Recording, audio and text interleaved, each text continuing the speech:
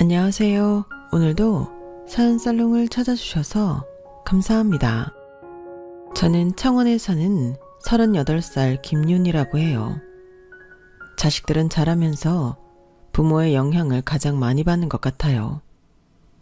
그래서 부모님의 직업을 물려받는 경우도 있고 오히려 그 반대인 경우도 있잖아요. 저 같은 경우는 후자인데 결국 전자가 된 경우였어요. 어릴 적부터 부모님이 운영하시던 선지국집에서 자랐는데 사람들로 북적이는 식당 풍경이 제겐 늘 익숙하면서도 한편으론 힘겹게 느껴졌거든요.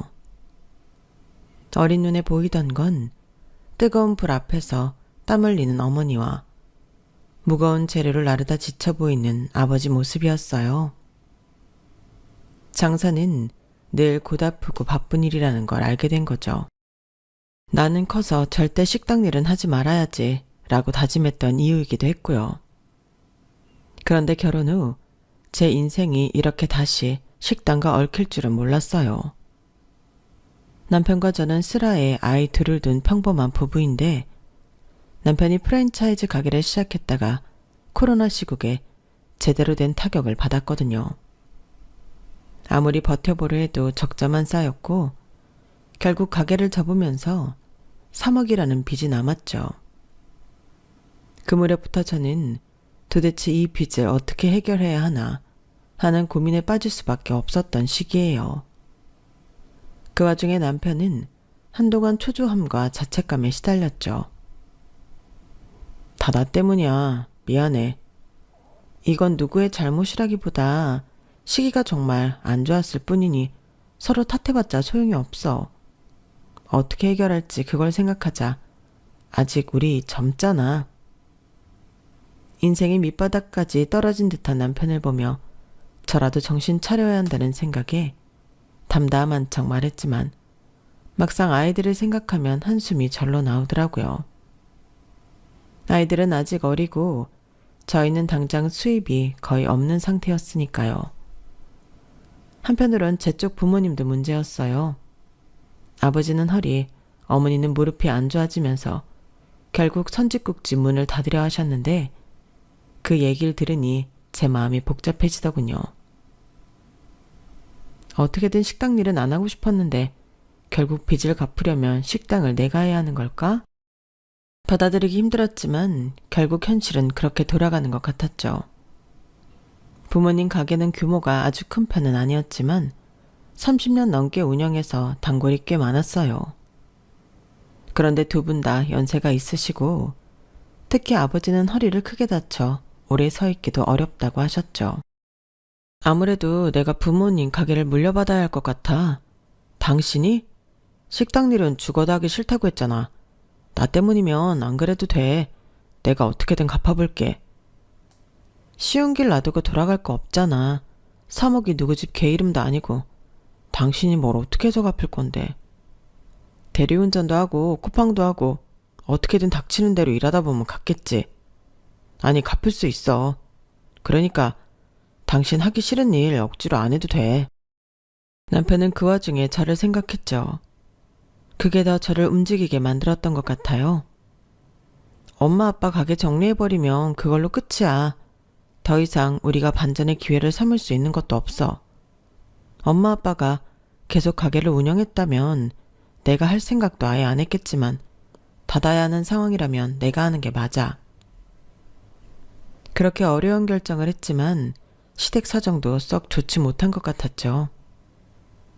시아버님 건강이 안 좋아지셔서 결국 요양원에 들어가시게 되었거든요. 아버님 병원비라도 보태드려야 하는 거 아니야? 아빠? 보험이랑 연금 있으니까 괜찮을 거야. 알잖아. 워낙 검소하시고 자식한테 부담 주기 싫어하시는 거. 필요하면 말씀하시겠지. 괜히 먼저 돈 들였다가 아빠 자존심 상하게 하지 말자. 나 때문에 신경 쓸 일도 많을 텐데 아빠까지 신경 써줘서 고마워. 남편이 그렇게 말하지만 왠지 마음이 편하진 않았어요. 남편 말대로 제가 어떻게 할 수 있는 문제도 아니었지만 시어머님이 무심하셔서 아버님한테 큰 신경을 쓰시는 분이 아니었거든요. 그 시점에 제 머릿속은 삼재가 몰아치는 기분이었어요. 남편 빚 3억이 첫 번째, 부모님 건강 악화와 가게 폐업 위기가 두 번째, 그리고 시부모님 요양원 문제까지 세 번째. 정신없이 겹쳐서 이러지도 저러지도 못하는 상황이었으니까요.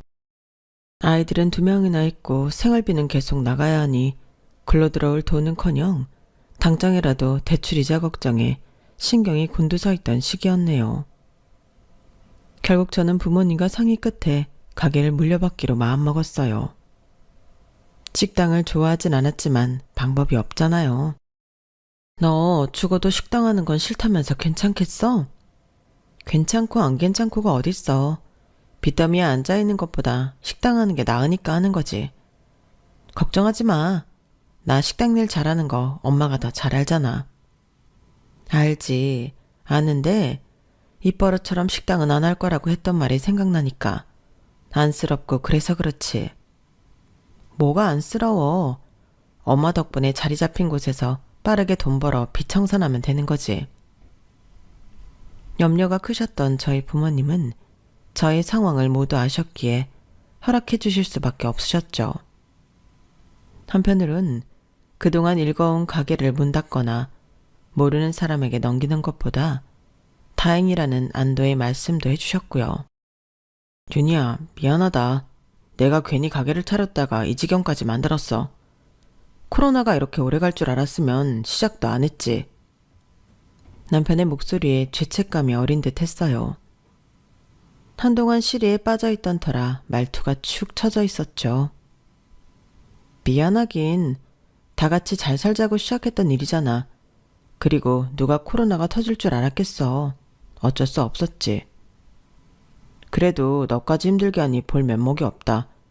그냥 직장생활 꾸준히 했으면 나았을 텐데 괜히 멋부리다가 폭망했으니 아이들한테도 미안해 죽겠어. 오빠, 일단 상황이 이렇게 됐으니 한탄만 할 순 없잖아. 부모님 가게 받아서 제대로 굴려보려고. 안 하면 답도 없고 이대로 앉아있을 순 없으니까. 남편이 제 말을 듣고 한참 고개를 들지 못하더라고요. 그냥 작은 목소리로 그래 힘내보자 하고만 말했어요. 그 마음이 얼마나 무거울지 짐작이 갔기에 더 이상 말을 덧붙이진 않았네요. 그 뒤로는 부모님과 구체적으로 협의했어요. 제가 가게를 완전히 사들일 형편이 아니니 명의만 제 앞으로 돌리고 매달 부모님 생활비를 드리는 방식으로 합의를 봤죠.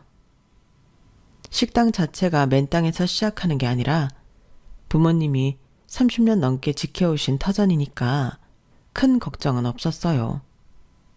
문제는 남편과 저 둘 다 식당 운영 경험이 전문적이지 않았다는 거였어요. 남편은 프랜차이즈를 했다가 망했고 저는 예전에 부모님 가게를 가끔 거들긴 했어도 주방이나 경영은 처음이었거든요. 하지만 빚 3억이라는 숫자가 모든 고민을 무색하게 만들더군요. 잘해내야 한다. 다른 길은 없다. 이 확신 하나로 하루하루를 버티며 준비했죠. 새벽부터 장볼 리스트나 기존 단골들을 어떻게 만족시킬지 아이디어 같은 걸 정리하다 보면 시간이 금방 가더라고요. 아이들은 친정엄마에게 한동안 자주 맡겨야 할 것 같았고 남편은 저녁에 가게로 출근해 서빙을 돕는 그림을 대충 그렸어요. 그러다 문득 시댁 쪽 생각이 떠오르면 마음이 또 복잡해졌어요. 시부모님은 요양원에 계시고 치료비나 간병비가 적지 않을 텐데 시부모님이 우리에게 손 벌리면 어떡하나 싶었죠. 마음으로는 돕고 싶어도 내 코가 석자니 사람 마음이 별 수 없더라고요. 아버지가 절대 자식들 힘들게 안 하실 뿐이야. 어머니도 별말 없잖아. 그런 제 마음을 미리 읽기라도 했는지 남편이 걱정 말라며 안심시켰지만 전 설마가 사람 잡는 거 아니야 싶은 기분이 들기도 했죠. 하지만 제 걱정과 다르게 시댁 쪽은 그다지 큰 움직임이 없었고 저희 부부에게도 특별한 요구나 간섭이 없이 조용했어요. 솔직히 저는 그게 차라리 다행이라고 여겼죠. 우리가 또 시댁 문제까지 책임지기엔 너무 벅찼거든요. 빚이란 게 독촉장처럼 매일 눈앞에 떠오른다고 하면 맞을 것 같아요. 하지만 부모님 가게 인수 준비는 속도감 있게 진행됐어요. 그리고 제가 레시피를 완전히 습득해야 한다는 걸 깨달았죠. 어릴 때 부모님 옆에서 손질이나 육수 내리는 걸 보긴 했지만 막상 주방을 실질적으로 운영하려면 모르는 게 한두 가지가 아니더라고요. 새벽에 도매시장 가서 재료 사오는 일이 하루 이틀이면 할 만한데 그걸 계속 반복해야 한다니 벌써 숨이 막혔어요. 그렇지만 3억이라는 글자가 머릿속에 철렁철렁 떠오르면 어찌됐든 해내야겠다 싶었죠. 처음부터 식당을 싫어했던 제가 이렇게 다시 장사판에 뛰어들다니 참 아이러니해요. 인생은 내 마음대로 되는 게 아니라는 걸 깨닫는데 그리 오랜 시간이 걸린 게 아니니까요. 자기야, 혹시 직장 자리는 못 구해봤어? 내가 가게를 한다 해도 당신이 일단 다른 데서 월급이라도 받아오면 숨통은 좀 트일 텐데. 제가 한 번은 남편한테 넌지시 물어봤어요. 실제로 제가 주방을 책임지고 남편이 직장 다니면서 월급 가져오면 더 낫지 않을까 싶었거든요. 알아봤지. 근데 요새 취업시장도 만만치 않아. 게다가 내가 예전에 창업했다가 망했고 나이도 40이 넘어가니 쉽지가 않더라고. 면접도 몇 군데 봤는데 잘 안 됐어. 그렇구나. 그럼 할 수 없지. 같이 가게에서 고생해야겠네. 당신은 서빙이나 홍보 쪽 맡고 난 요리랑 재고 수급 쪽 집중할게. 내가 이럴 줄 알았으면 괜히 프랜차이즈 창업에 목숨 걸지 않았을 텐데 미안해. 그렇게 저와 남편은 선지국집 2대 사장이라는 타이틀을 달고 비스타먹에 맞서는 삶을 시작하게 됐어요. 가게를 열기 전부터 아침 일찍 일어나 재료 시장을 다녔고 저녁 늦게까지 메뉴 연구나 단골 확보 방법을 고민했어요. 처음에는 아이들을 돌볼 시간이 확 줄어들겠구나 싶어 마음이 아팠지만 그래도 어쩔 수 없었어요. 선택지가 없었으니까요. 시부모님이 별다른 간섭을 안 하시니 차라리 이게 조용한 게 좋은 거지 라고 생각했어요. 때때로 남편에게 전화가 와서 힘들지 하고 물어보는 정도였으니까요. 시아버님은 여전히 요양원에 계셨고 우리가 직접 신경 쓸 여력이 없는 만큼 시어머님이 알아서 하시겠지 싶었죠. 만약 저 혼자였다면 3억이나 되는 빚 어떻게 갚냐고 벌써 포기했을 수도 있어요. 하지만 남편이 책임감을 안고 저에게 미안해하고 있었고 저도 아이들 얼굴을 보면서 그저 주저앉을 순 없었죠. 한 달에 얼마씩이라도 갚아나가면 언젠가는 조금씩 줄겠지 싶은 희망을 붙들었어요. 3억이라는 빚을 떠안고 남편과 제가 선짓국집을 이어받기로 결정한 지 어느덧 한 달이 지났어요. 그 사이에는 준비라는 이름하에 실제 영업보다는 내부 정비와 레시피 기기에 집중했죠. 처음엔 부모님이 30년 넘게 운영하신 집이니 괜찮을 거라고 생각했는데 막상 제가 주도해서 가게를 꾸려나가려니 빈틈이 한두 가지가 아니더라고요. 새벽마다 도매시장을 돌며 신선한 선지와 각종 재료를 떼와야 했고 주방 기기나 홀 인테리어도 빠르게 손봤어요. 문제는 손님들이 전 사장 딸이 운영을 시작했다는 소식을 모르면 당연히 발길이 뜸해질 거라는 점이었죠. 30년 역사의 단골이 많다 해도 주인이 바뀌면 맛이 달라지지 않을까 하고 걱정하시는 분들도 있으니까요. 부모님은 허리를 다친 아버지와 무릎이 안 좋으신 어머니 모두 우리 딸이 아니 다를 게 없다고 홍보해 주셨지만 은근히 입소문이 나기까진 시간이 걸렸어요. 결국 초반엔 텅빈 식당에서 남편과 제가 멀뚱히 마주 앉아 있을 때가 많았죠. 아이들은 친정 어머니께 맡겼지만 또 미안함이 커서 마음이 편치 않더라고요. 윤희야, 오늘도 점심때 손님 몇 테이블 안 들어왔네. 괜찮겠어? 이렇게 가다간 월세도 간당간당 할 텐데. 남편이 한숨 섞인 목소리로 말했어요. 오전부터 서너 팀밖에 받지 못했으니 저도 속이 탔죠. 나도 알지. 아무리 부모님 단골이 있다지만 아직 몰라서 못 오는 분들이 많을 거야. 내가 SNS에 좀 더 홍보 올리고 전단지도 뿌려볼까? 좋은 생각이야. 내가 밤에 몇 군데 돌아다니면서 전단 나눠줄 테니까 당신은 가게 인스타 계정이라도 만들어봐. 사진 찍어서 옛날 맛 그대로라고 홍보하면 괜찮지 않을까? 그래야겠네. 새벽에 장 보고 와서 이것저것 준비하다 보면 하루가 훅 가는데 그래도 우린 지금 지쳐있을 때가 아니잖아.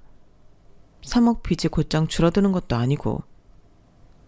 남편은 제 말에 묵묵히 고개를 끄덕였어요.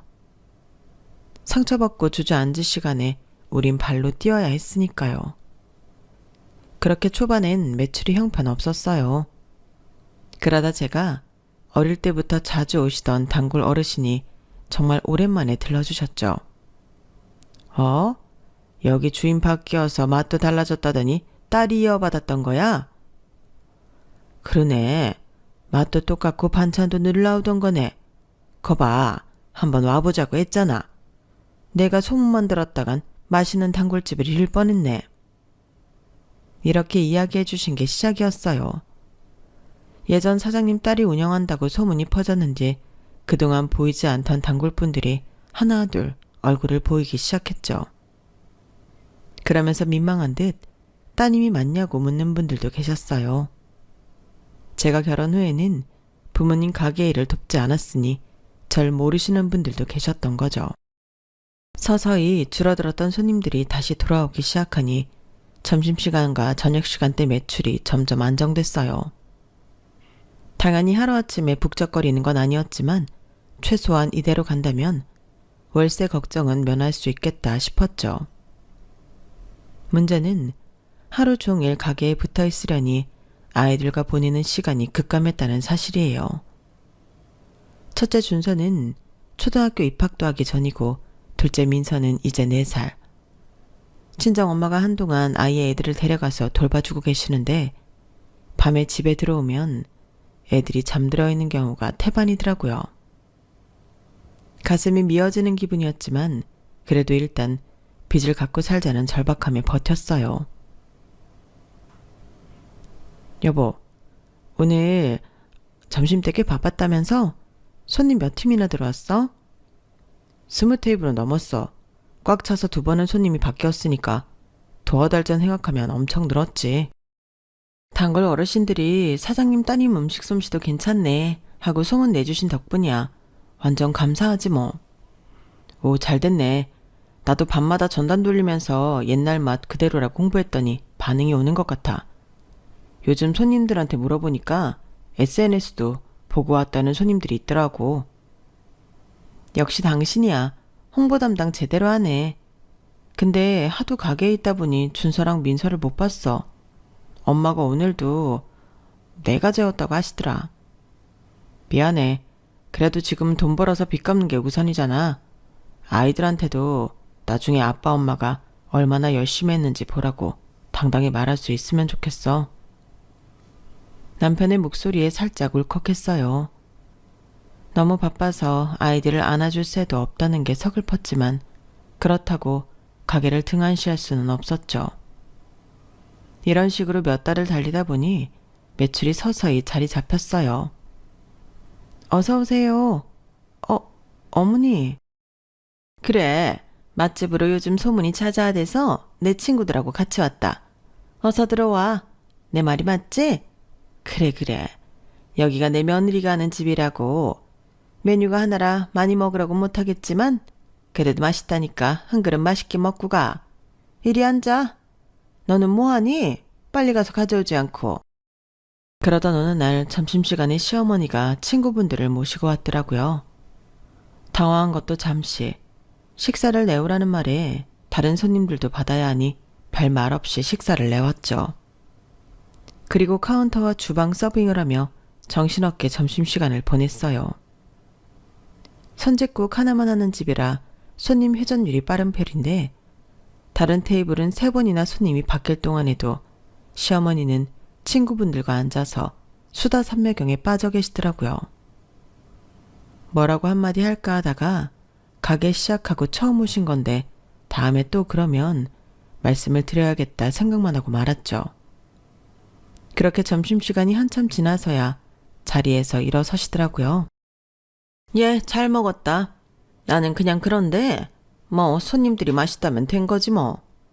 네, 어머니. 근데 계산은요? 계산? 가족끼리 무슨 계산이야? 설마 내가 내 친구들 데리고 왔다고 돈 달라는 거 아니지?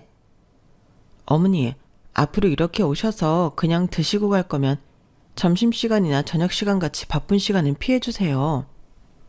아니, 배가 고프면 와서 먹는 거지 바쁜 시간 피해 배고프라는 법 있니? 식사 시간이 제일 손님 많을 시간이에요. 그 시간에 돈 내고 드시는 것도 아니면서 2시간 이상 앉아 계시면 다른 손님은 못 받잖아요. 어머님이랑 친구분 식사야 그렇다 쳐도 거기에 앉을 다른 손님분까지 어머님 내주실 건 아니잖아요.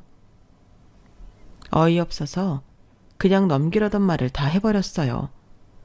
그랬더니 어머님은 흠흠거리기만 하시고는 친구분들 기다리신다고 나가시더라고요. 가족이라면 바쁜 시간에 와서 도와주지 못할 망정 다른 손님 못 앉게 자리 차지하고 있는 건 정말 아니잖아요. 제가 그렇게 말해서인지 그날 이후 한동안 오시지 않더라고요. 그동안 오전 장서부터 늦은 밤까지 24시간 운영에 가깝게 돌렸고 둘이 교대해 가면서 가게 문을 닫지 않으려 노력했죠. 새벽에 장 보고 낮엔 제가 주방을 지키고 남편은 퇴근하듯 가게에 와서 서빙과 마무리를 맡는 시기였어요. 몸은 나만하질 않았지만 빚이 조금씩 줄어드는 걸 볼 때마다 힘이 났어요. 특히 1년차가 끝날 즈음엔 그래도 원금 일부를 성실히 갚아나갔어요. 이렇게 꾸준히 하면 3년 안에 3억 갚을 수도 있겠어. 고마워. 다 당신 덕분이야.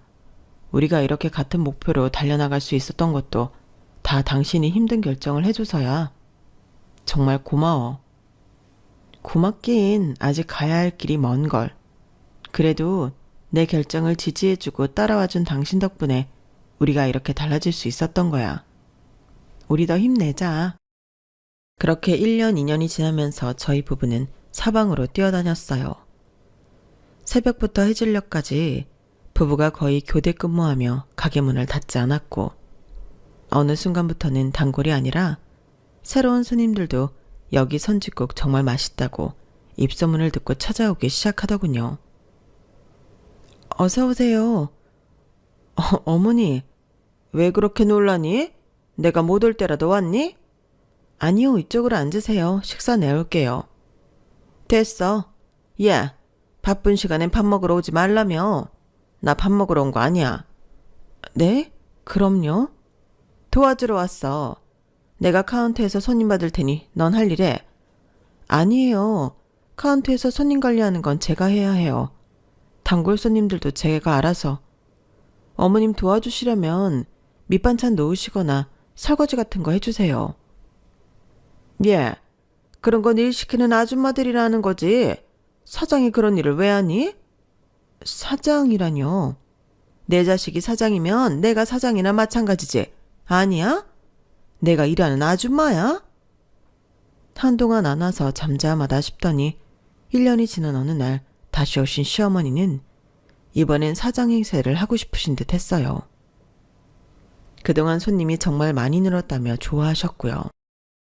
매상이 어느 정도 나오는지 남편 빚은 어느 정도 갚았는지 관심을 가지시더라고요. 솔직히 불쾌했죠.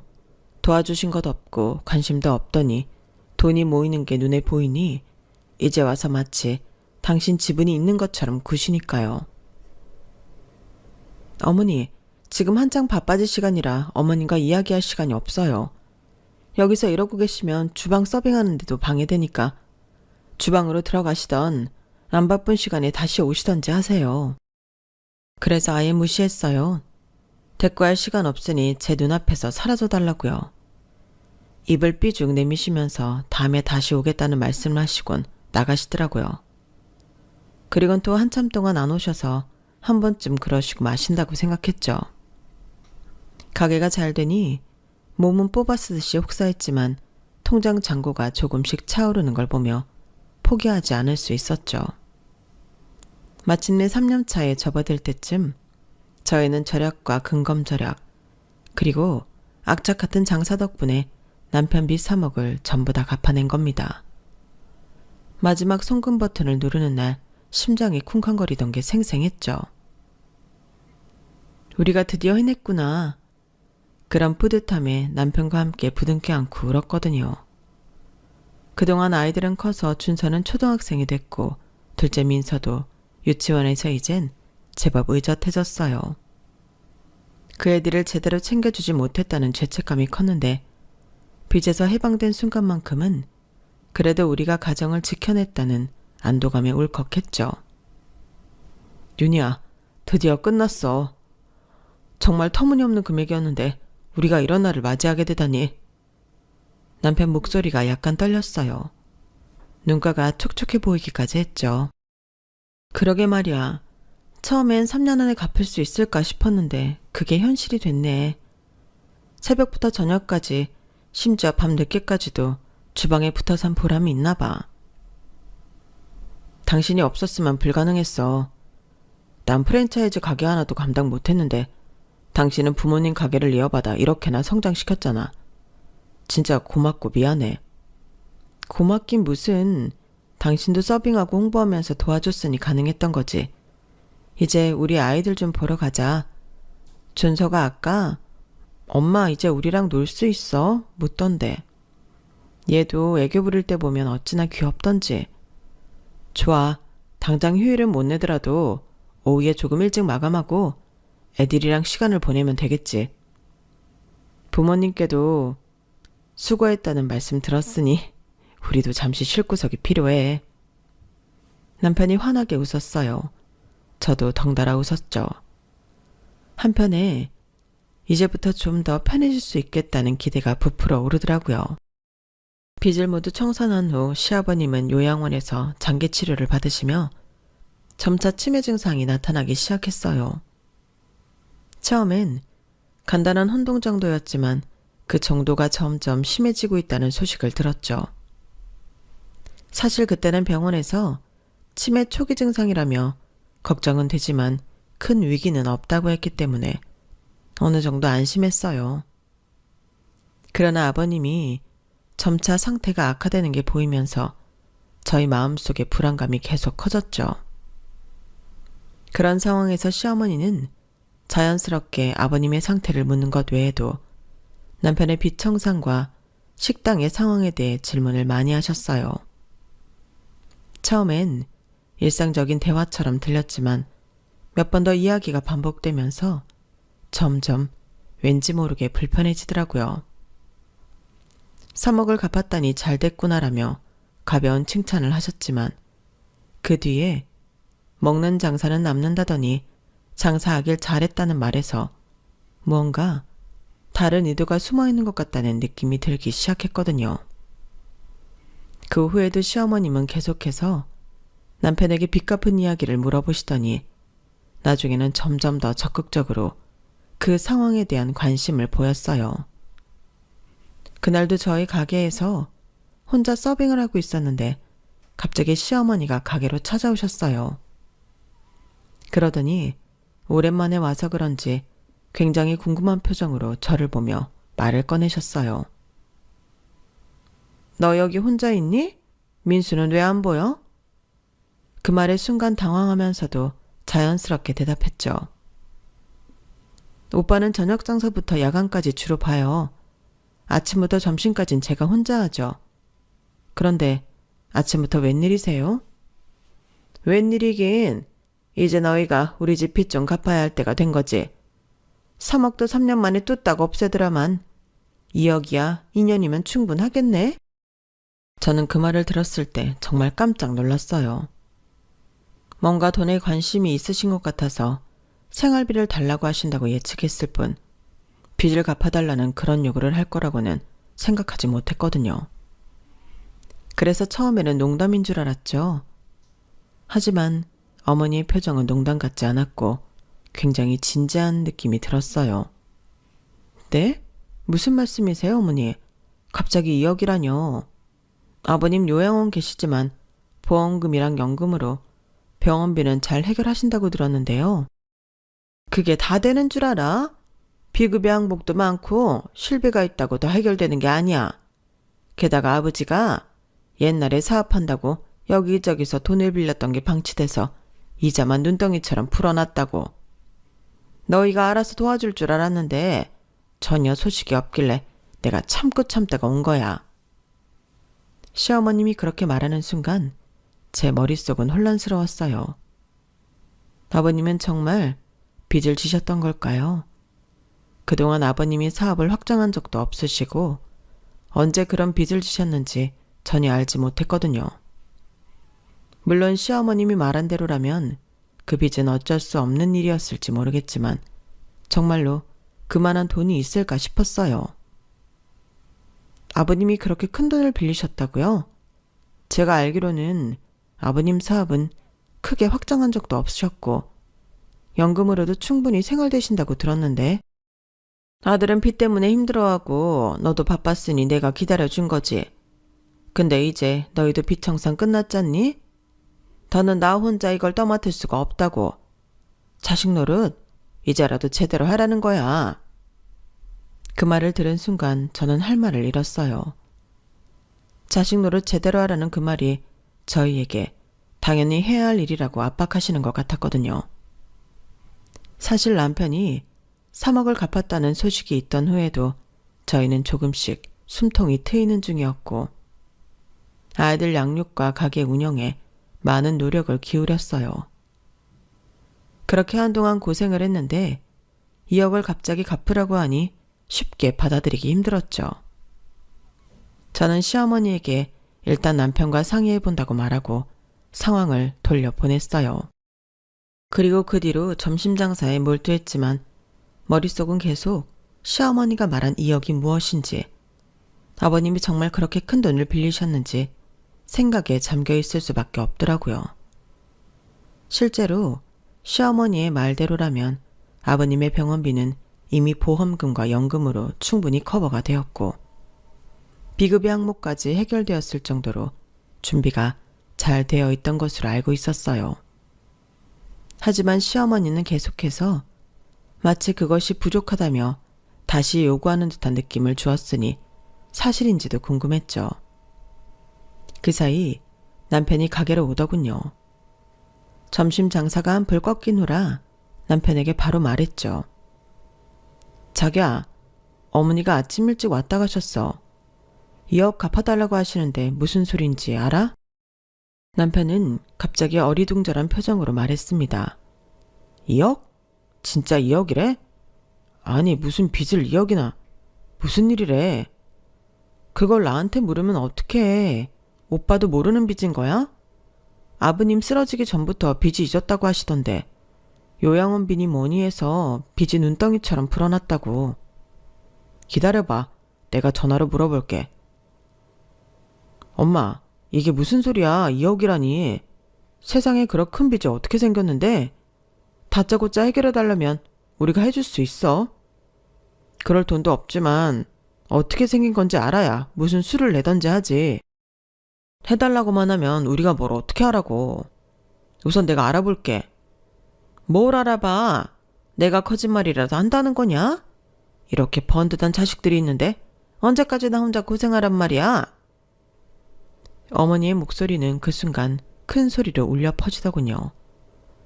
전화기 너머로 시어머니의 목소리가 계속해서 들렸고 남편과 저는 너무 당황하고 황당했죠. 어떻게 이런 상황에서 우리는 아무 말도 없이 2억이라는 큰 금액을 바로 갚을 수 있냐고 되물었지만 당연한 도리를 안 하려 한다는 말로 저희를 나쁜 자식 취급하셨어요. 그래서 우선 상황을 분명히 하고 확인하기 위해 아버님을 찾아가기로 했어요. 하지만 요양원에 도착했을 때 아버님은 상태가 많이 악화되어 이미 말을 제대로 할 수 없는 상태였죠. 치매가 그새 더 진전이 되어 저희를 제대로 알아보지도 못하셨거든요.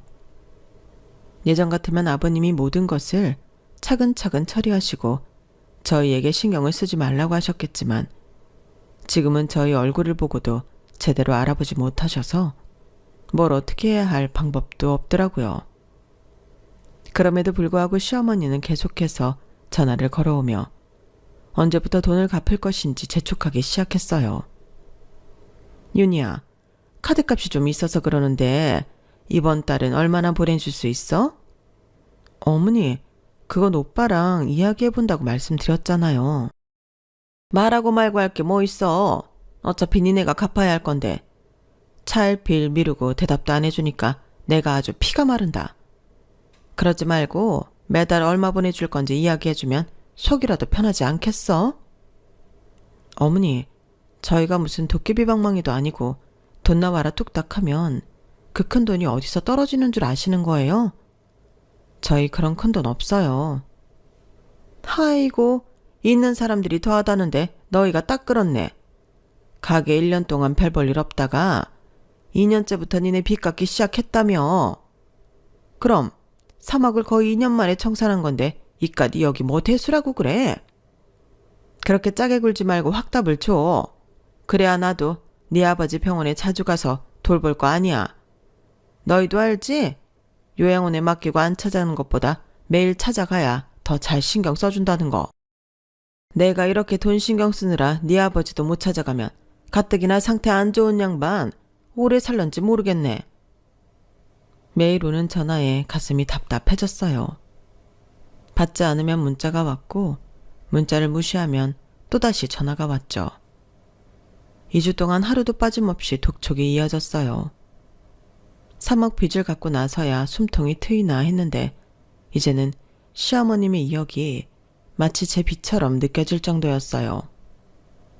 이런저런 말들로 거절하고 돌려 말하면 아프신 시아버지를 들먹이며 마치 저희가 자식 도리를 제대로 하지 못해 아버님 상태가 더 나빠질 수밖에 없다고 협박 아닌 협박도 하셨죠.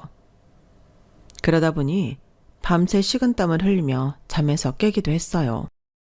전화를 받으면 매일 수시로 문자를 보내며 독촉해 오시니 도대체 이 상황을 어떻게 해결해야 할지 머릿속이 하얗게 변해가더군요. 그렇게 한 달이 다 되어갈 무렵 시어머니가 직접 가게를 찾아오셨어요. 늘 그렇듯 점심 장사 준비로 분주한 시간이었는데 문이 열리더니 시어머니가 들어오시는 거예요. 평소와는 다르게 얼굴이 상기된 채로요. 예, 바쁜 거 아는데 잠깐 얘기 좀 하자. 어머니, 지금은 좀... 이러다가 내가 진짜 큰일 날 것 같아서 그래. 제발 들어봐. 시어머니의 목소리가 떨리고 있었어요. 그동안 독촉 전화를 할 때와는 사뭇 다른 톤이었죠. 불안해 보이기까지 했어요. 전화로 말씀하실 때 당당함은 온데간데 없고 마치 쫓기는 사람처럼 보이셨어요. 그동안 제가 알아본 것들이 효과가 있었나 봐요. 카드값이 1억 정도 있는데 그거라도 좀 먼저 해결해줘. 카드값이요? 어머니, 그동안은 아버님 사업빚이라고 하셨잖아요. 그게 그러니까 아니 그것도 있고 이것도 있는 거지. 아무튼 카드값이 제일 시급해. 돌려막기 하다가 이제 더는 카드 사용도 못하겠고 이러다 발목 껴서 아무것도 못하게 생겼어. 말씀하시는 내내 시어머니의 손이 떨리고 있었어요. 더 이상 버티기 힘드신가 봐요. 제가 알아본 것들 때문에 똥줄이 타신 게 분명했죠. 그동안의 독촉은 마치 권리를 주장하듯 당당하셨는데 이제는 완전히 다른 사람이 된 것 같았어요.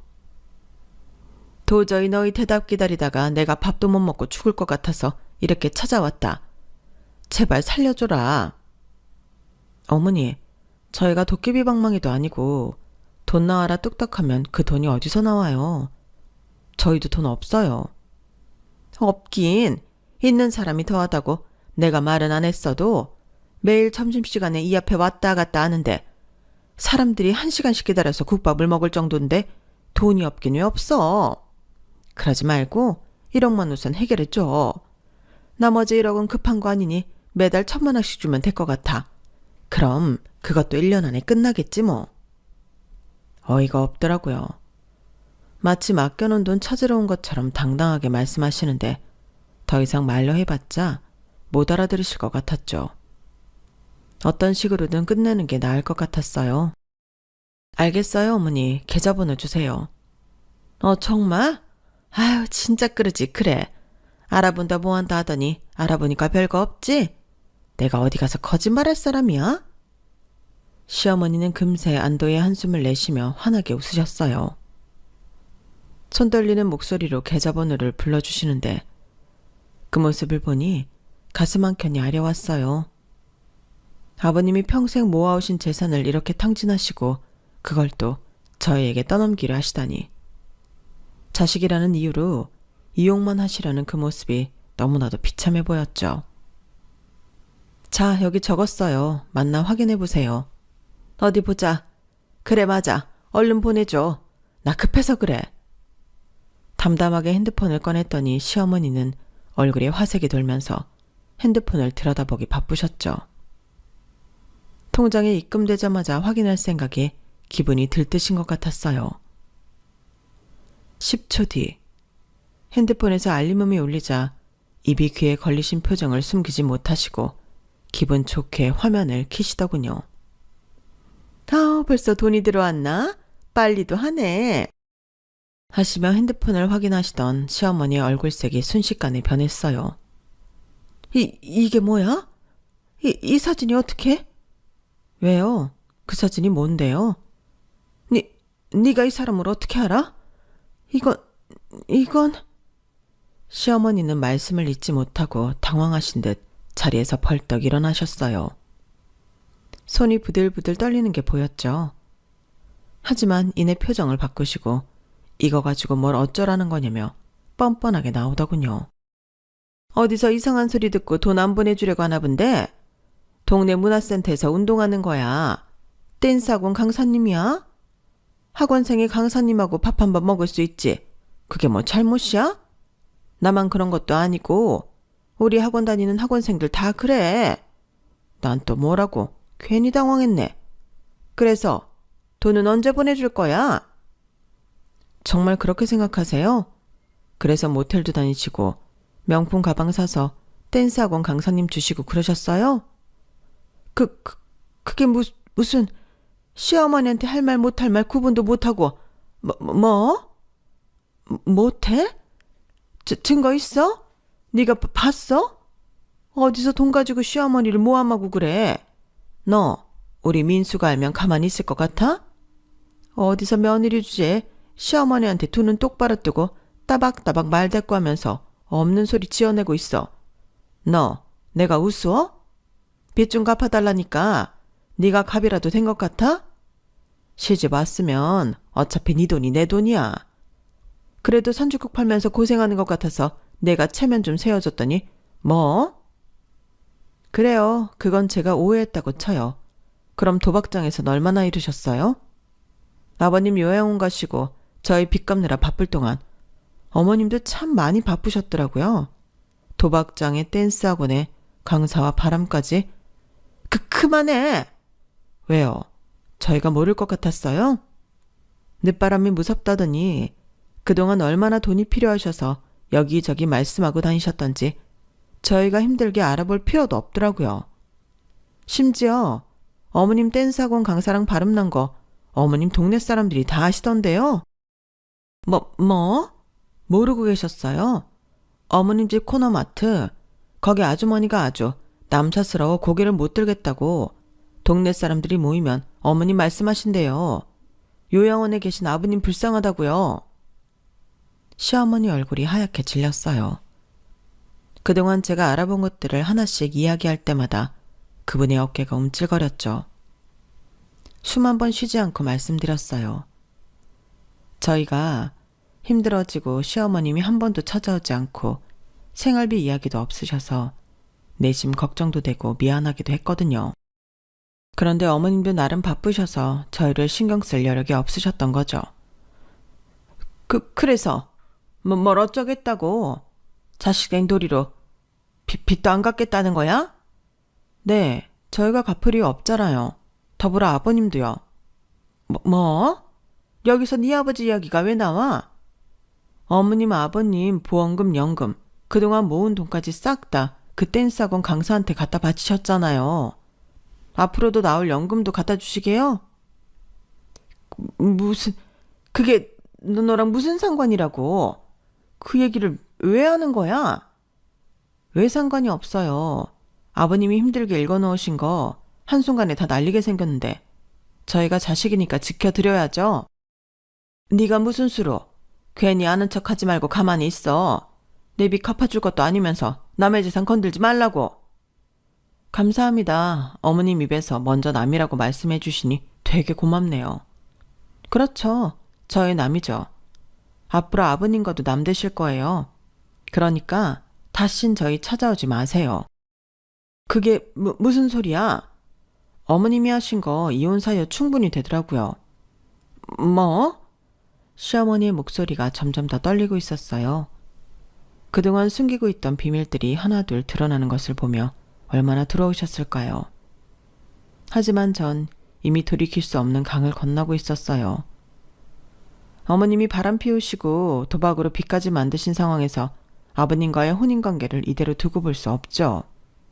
게다가 치매 초기라 판단력이 흐려지신 아버님의 재산을 이렇게 탕진하시는 걸 보고만 있을 순 없어요. 그래서 뭘 어쩌겠다고? 시어머니의 목소리가 잦아들었어요. 더 이상 변명이나 협박이 통하지 않을 거란 걸 깨달으신 듯 했죠. 그건 어머님이 더 잘 아실 것 같은데요. 저흰 당연히 빚 갚을 이유도 없고 그 빚이 아버님께 넘어가는 것도 원하지 않아요. 더군다나 아버님 돈 더 이상 함부로 쓰시는 것도 못 봐요. 아니야. 내가 잠깐 정신이 나갔었던 거야. 한 번만 살려줘. 시어머니는 이제 완전히 달라진 목소리로 애원하기 시작하셨어요. 그때 가게 문이 열리며 남편이 들어왔죠. 제가 보낸 문자를 받고 곧장 달려온 거예요. 일어나세요, 어머니. 남편의 목소리는 차가웠어요. 한 번도 들어본 적 없는 냉랭한 톤이었죠. 내가 어릴 때 도박빚 때문에 아빠랑 몇 번이나 크게 다투시는 거 봤어요. 제가 어려서 모를 거라 생각하셨겠지만 전부 기억나요.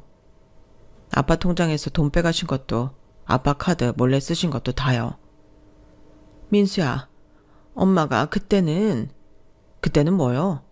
아빠가 전부 다 해결해 주셨잖아요. 그래서 또 이러시는 거예요? 누군가 해결해 줄 거라고 생각하신 거예요? 이번엔 제가 해결해 줄 거라 생각하셨어요? 아니, 그게 아니라. 그럼 뭐가 다른데요? 아빠 아프신 거 다행이다 생각하시죠? 아프셔서 정신 없을 때 돈 빼기 좋으시죠? 요양원에 계시니까 통장 관리하기도 편하시고. 그만해. 어릴 때 기억나요. 아빠가 엄마 도박비 갚아주시고 울면서 우리 민수 앞에서 이런 꼴 보이게 해서 미안하다 하시던 거.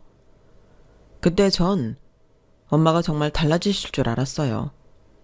근데 이제는 댄스학원 강사랑.